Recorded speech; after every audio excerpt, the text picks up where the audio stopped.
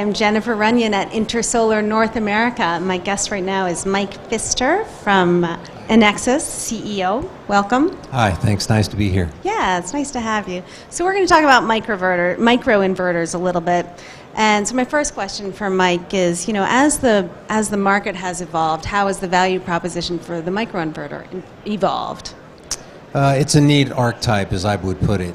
The microinverter has got a great affinity to maximize the harvest of a particular panel and not be kind of a weakest link of the chain argument that a serial string would be. Okay. And so we have a one-to-one relationship, or even in our technology, a one-to-two panel relationship that maximizes the harvest of those panels independent of whatever else is going on.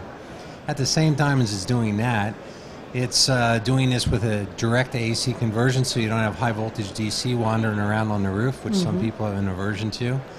And it takes out some of the questionably reliable parts because we're warranting this thing for 20, 25 years, where some of the other technology have got some life-limiting components around 10 years. So it feels like it's got it finding its way very nicely as time goes along. Great. So what segments and regions then does Enexis serve? Yeah, the company incubated in Cambridge in the UK, so we're very strong in Europe. It's kind of almost de facto there, if there is such a thing as a de facto microinverter.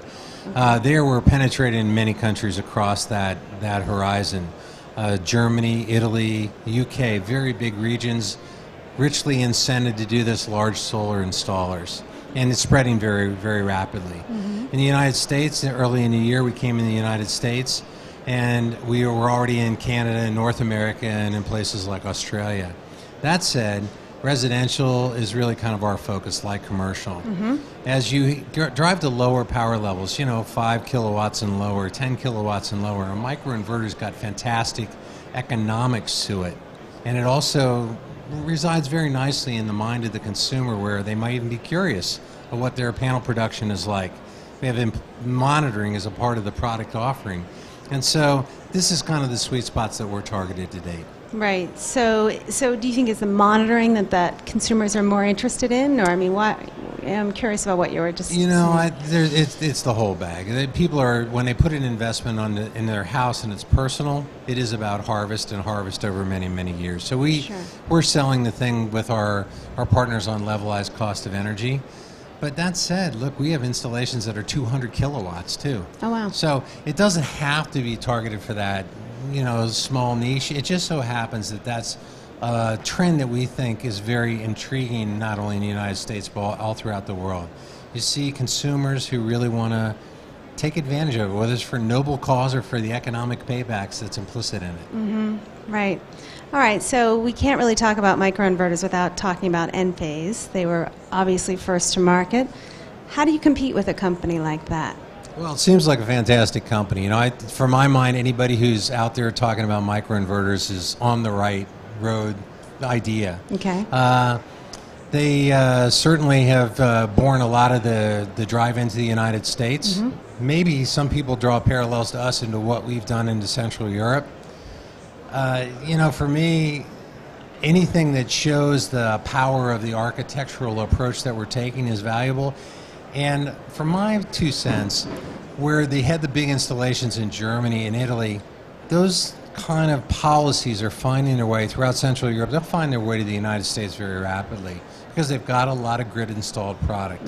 And so whether it's the flexibility to interact with changes in the grid, the reaction that people want to be for just different kinds of distortion characteristic or financial incentive.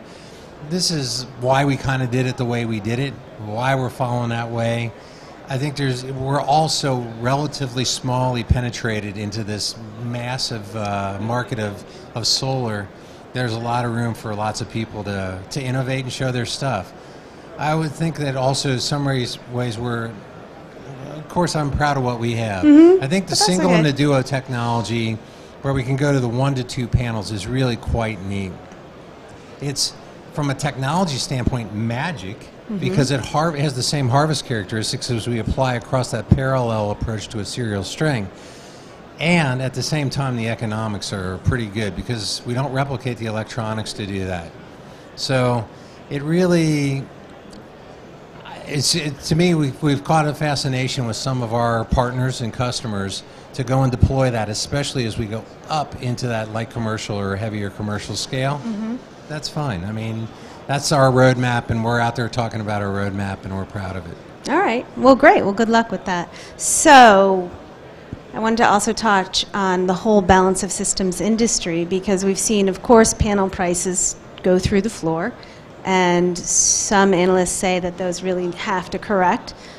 But we need prices to stay low for the installed cost of solar. So how are we going to take some costs out of the balance of systems? Yeah, you know, we do it two ways, I think. The microinverter implicitly does this because it attacks installation. And installation is still where there's a lot of money being spent, independent of where you are in the world. In some places, disproportionately high, some would say, especially some of my colleagues in the panel manufacturing business. That said, look at the Duo. The Duo is naturally attacking that element, isn't it? Because it's half as many inverters to install with the same kind of harvest characteristic. So I think installation is certainly one of those things. Implicitly, safety over time is something that a lot of people value. We have a big project that we've done in France that's megawatts that is on a series of schools. The schools wanted no high voltage DC running around. So, you know, that's a way to attack some of the facets of the microinverter. For us particularly too, the way that we do the cabling is a very elegant thing. It tends to be lower cost. It biases into this levelized cost of energy and the comprehension of the system. And so, you know, I think that we're at least confident in what we're doing and trying to show some of the assets of the approach. So why are the cables lower cost? Simply the way they interconnect is much simpler to do it. We thought about how they come out of the unit. It's more of a trunk cabling strategy. Stop by the booth. I'd love to show you. Okay. All right. I'll do that. So the solar market's been shifting right now, and there seems to be a lot of unease. Feel like people are mostly positive for the future. Where do you see it going? We're kind of coming from a law of small numbers, so to us, everything is growth. And I don't know if that's an enviable position to be in, but the world looks like our oyster in some respects to go out and do that. And we're picking our spots, looking for the places where we get good leverage or good resonance of the technology, especially through the whole distribution chain and partner chain that we do. This is there's a lot of people involved in putting in a solar system, Sure. And so I don't see a lot of the same trials and tribulations that some of our colleagues do. But that said, it just feels like there's a knee of the curve out there, and I don't know if we're close to it or we're about to lift off into outer space. But you know, we're watching it all the time. We'll see what happens. What regions are you looking at? Certainly continuing across Central Europe. It's a place where we're strong. We're certified across 15 different countries around the world. That's an enviable position that many people wish they could replicate. It's an advantage to us. There's no doubt that we came into the United States to kind of trot our technology wares, so to speak. Sure. And I think Japan is a very interesting place to go. You know, they need these kind of alternative ideas. They appreciate high technology, complex technology like companies like ours could sport, and you know, why not? So that's where we're aiming for. Okay, so U.S., Japan, Central Europe, great. So let's talk about California then really quickly. I know we want to wrap up soon, but you said that you weren't doing a lot of business in California, but as a resident, how do you think the state is doing on meeting its RPS goals? Well, you know, I'm a proud California guy because I'm a high-tech guy for 100 years around here. I think this is a place where you have a lot of first-moving momentum. Yeah.